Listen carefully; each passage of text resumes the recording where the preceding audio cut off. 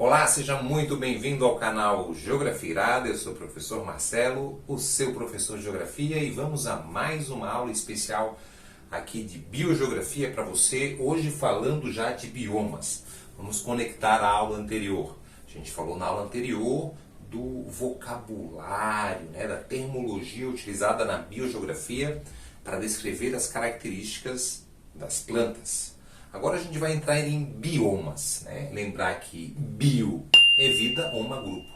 Então é um grupo de vida de um determinado espaço, de um determinado local. Quando a gente for estudar biomas, a gente deve ter algumas preocupações. Lembra, você é geógrafo, você é um ser especial, ou você é um estudante que está aí querendo se aperfeiçoar em geografia. Então você tem que potencializar a conexão. Se você quer realmente ter um domínio dos conteúdos geográficos e da geografia física, você tem que ter um poder de conexão entre os conceitos. Então, começando aí a pensar. Então, o primeiro passo, quando fala de um bioma, você tem que pensar na localização. Onde é que ele está localizado? Então, você vai olhar. Então, pega aqui, por exemplo, o A. Está naquela região ali. Eu quero pegar o bioma daquela região. Após isso, se é a localização, eu vou ver qual é a zona climática. Bom, essa região aqui está na região, por exemplo, polar. Então, está na região polar. Após isso, eu vou pensar no clima. Quais são os fatores climáticos? Bom, o clima é polar. Dentro dos fatores climáticos, a gente sabe que um dos principais é a latitude, é a distância da linha do Equador. Então, é um clima muito frio, que a latitude é um grande fator climático. Então, você vai começar a associar e pensar quais são as espécies de vida, sejam de plantas e animais, que moram ali. O histórico geológico. Será que essa região pertencia à Laurásia ou Gondwana? Teve uma área de encontro de placas tectônicas, porque o relevo também foi influenciar. E quais são as características geológicas atuais? Será que é uma área que tem uma boa média de chuva, então vai ter um solo mais profundo, um solo mais pedregoso? Então você pensando nisso, você vai ter a maior facilidade para descrever um bioma. Então lembra, localizei, zona climática, penso no tipo de clima e os fatores climáticos. Após isso, toda a questão que se fazia parte da Laurásia, do Gondwana, da movimentação tectônica, e mais especificamente se é um planalto, uma planície, associando a chuva para ter um solo mais pedregoso, um solo mais profundo. Isso é fundamental. Conecte. E assim você vai dominar e vai ter propriedade a explicar para os seus alunos sobre os biomas. Então, fiz aqui um exemplo para você. Hoje na aula nós vamos explicar alguns biomas florestais, com extrato arbóreo. Lembra da aula passada? Arbóreo, árvores grandes, arbustivo, menores, e herbáceo, gramíneas. Hoje são os arbóreos, são árvores.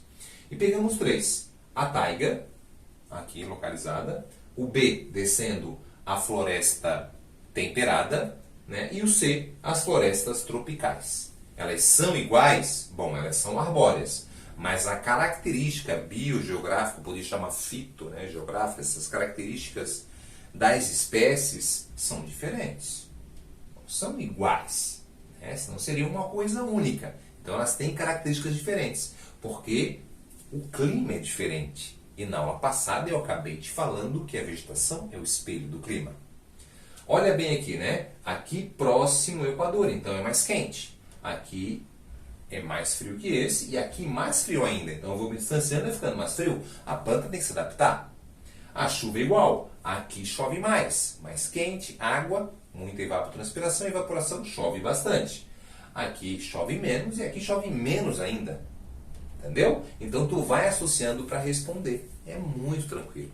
Vem comigo que é tranquilo. Começamos pela taiga. Quando eu falar taiga, a palavra que você tem que ter em mente é coníferas.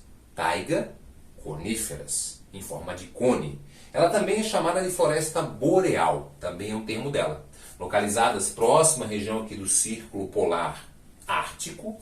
Hoje, a gente sabe que a taiga é a maior floresta do mundo. Sim, senhor. A taiga é a maior floresta do mundo. Muito presente em dois países. A Rússia e também no Canadá. Então, tanto aqui como aqui. Dessa vegetação, eles produzem muita celulose e papel. É por isso que esses dois países figuram entre os maiores produtores de papel e celulose no mundo, retirado, extraído da taiga. Quando eu falei taiga, conífera, floresta boreal, beleza? A sua característica, ela é heterogênea ou é homogênea? A primeira característica. Como é que é heterogênea? Várias espécies. Não. Ali vai predominar uma espécie. Então ela é homogênea. São coníferas. Então a taiga, floresta boreal, ela é conífera, uma vegetação homogênea. Uma espécie predominante. Né? Continuando. Ela é latifoliada ou acicofoliada? Predomina as folhas finas. Então ela é acicofoliada. Folhas em forma de agulha. Lembrar que aqui não tem grande média pluviométrica, não tem grande média de chuva. É frio, a precipitação ali ocorre mais em forma de neve. Tá? E aqui ela é perene, mesmo tendo esse frio, ela não libera as folhas, ela fica com as folhas ali.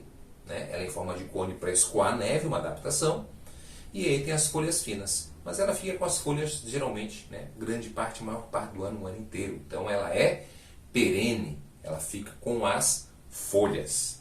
Lembra que esse clima aqui é um frio intenso o ano inteiro, temperatura variando ali, pode chegar ali menos 30, menos 5, né, menos 10, é frio o ano inteiro.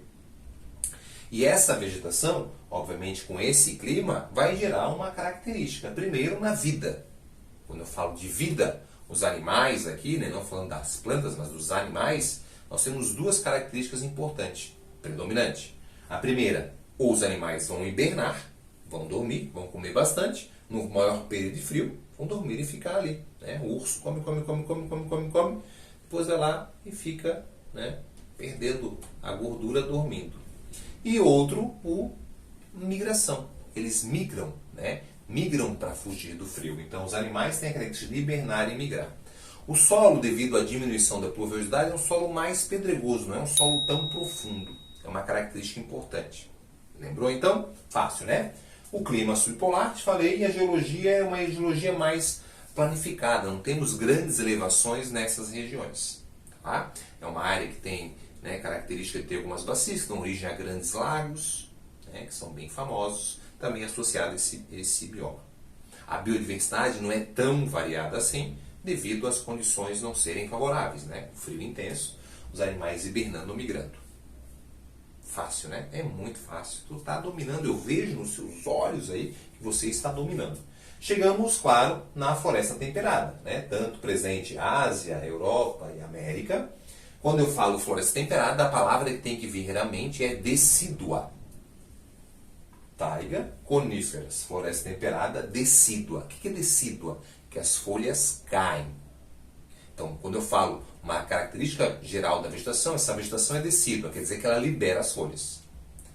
Lembra, primeiro passo, localização, zona climática, fatores climáticos. Zona temperada, né? Essa é a região. Associando a isso os fatores climáticos. Como é que é esse clima? Ele é um clima mesotérmico. Ele é um clima que é frio no inverno e quente no verão. Então a planta se adapta a essa condição. Lembrando, decídua. Ela é uma vegetação heterogênea, não tem uma espécie. São várias espécies. Então essa variação, não são só coníferas, tem árvores maiores, árvores menores, né, e vários tipos de planta. Então ela é heterogênea. Tá? Ela libera as folhas, como decídua, a gente chama de caducifoliada. Ela vai ter predomínio de plantas latifoliadas, mas não só latifoliadas, como acicofoliadas. Então tem essa mistura ali. Tá? Um outro detalhe, a biodiversidade, a espécie de animais, ela é mais variada. Vai aumentando a variedade de espécies. Ó. Quando eu vou descendo, aumenta a biodiversidade. Nota aí, tá? Desses três aqui. Tem maior biodiversidade. Temos animais que também hibernam, que migram, né? Mas como o inverno aqui é mais curto, 3, 4 meses de um frio mais intenso, o período é menor. Então os animais, né, eles também hibernam, alguns, muitos migram, né, e uns se adaptam àquela condição. Tá? Aqui o solo já é mais fértil, um solo bom, né, um solo aí que tem um potencial maior, um solo já mais profundo. Lembrar, clima temperado é um clima com 4 estações, né? Destaque para o inverno mais rigoroso e o verão muito quente, com muitas queimadas. A geologia também é variada, vamos ter áreas de montanhas, áreas mais baixas. Mas claro que na floresta temperada vai ser ali uma topografia um pouco mais plana, Porque quando for nas áreas mais elevadas, não vai ser lá daí a floresta temperada, vai ser a vegetação de montanha. Sabem muito bem disso, tá?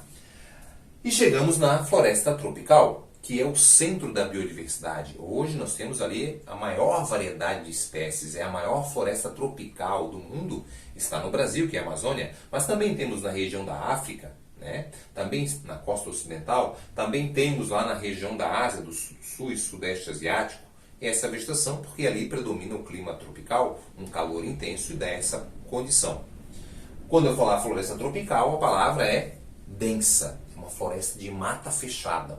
E essa mata fechada vai ter como característica heterogêneas, várias espécies. Ela vai ter as folhas largas, latifoliada, porque aqui o índice de chuva é muito grande. Alta pluviosidade, a planta se adapta a essa condição e ela vai ser perene. Eu poderia falar outras características, como ombrófila, higrófila, com plantas hidrófilas.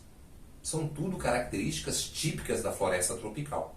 Tá? Então ela tem uma grande variedade, ela tem plantas epífitas, ela geralmente é dividida em patamares que seguem muito a questão do relevo, áreas mais próximas ao rio ficam alagadas, áreas um pouco mais elevadas, né, não alagam. Claro que depende da região. Se eu falo da floresta amazônica, que é a maior floresta tropical, o relevo é acidentário, é um relevo que é variado, grande parte sim é plana, mas tem um relevo variado, né, uma topografia que a gente chama em patamares. E aí vai dar essa diferenciação de algumas características, algumas com plantas, né, aquáticas, que seriam hidróficas, e outras já não, terra mais firme, né, sem esse alagamento.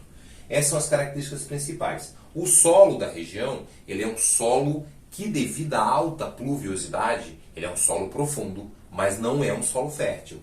Pedregoso, aqui é um solo fértil, e aqui, por mais que tenha essa vegetação intensa, devido ao excesso de chuva, gera muito, né, que a gente chama de intemperismo, gera lixiviação, que é a lavagem dos nutrientes, e aí é um solo mais pobre.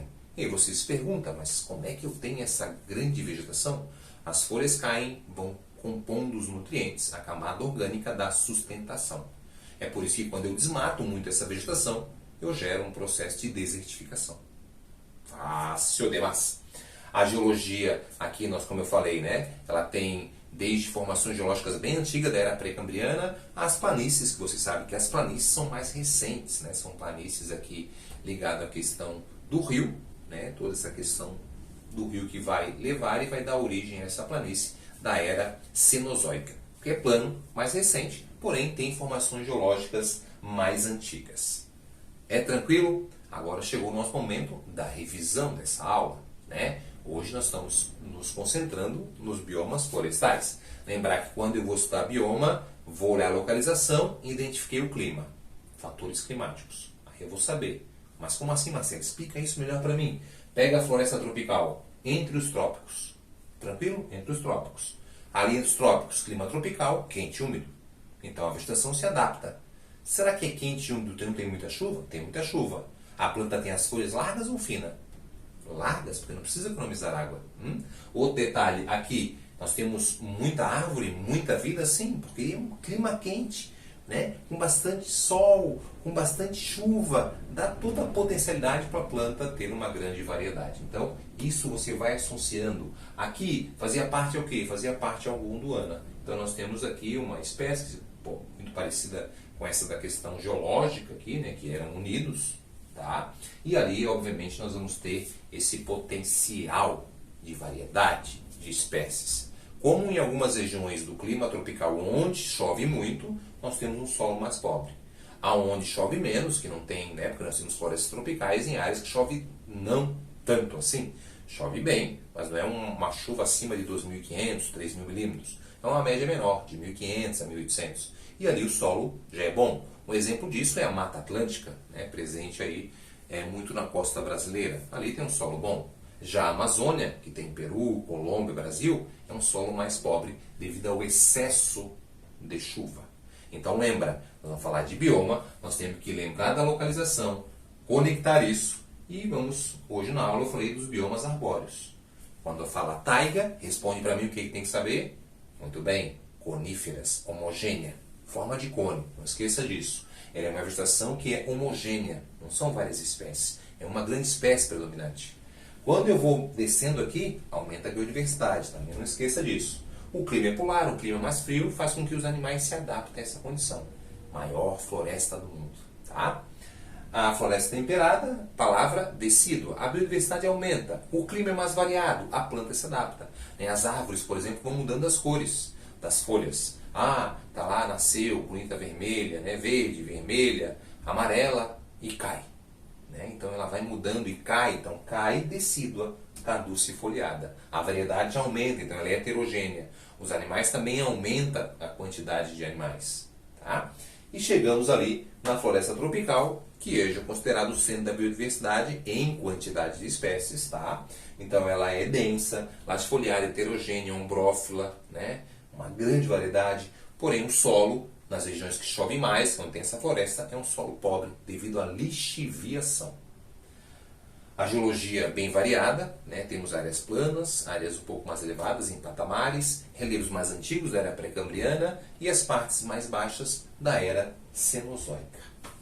Espero que você tenha entendido, espero que você esteja gostando, comente aqui comigo se você está entendendo, está gostando, compartilhe com seus amigos e vamos aí finalizando aí a nossa sequência de aulas de biogeografia, faltando mais uma aula e depois uma grande revisão. E acabamos esse módulo da biogeografia para você. Eu sou o professor Marcelo, o seu professor de geografia. Se está gostando? Se inscreve aqui e deixa aquele gostei nesse vídeo. Até mais.